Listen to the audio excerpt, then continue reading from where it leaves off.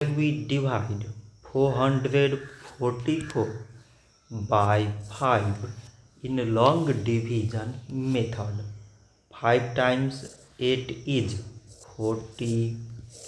On subtracting, we get 4. So now we put down this 4 and it is 44. 5 times 8 is 40. On subtracting, we get 4. So now we have no any other number to put it down.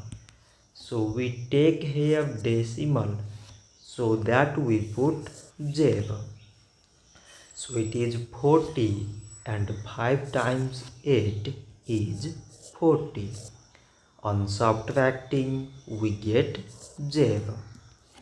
So 444 divided by 5 is 88.8.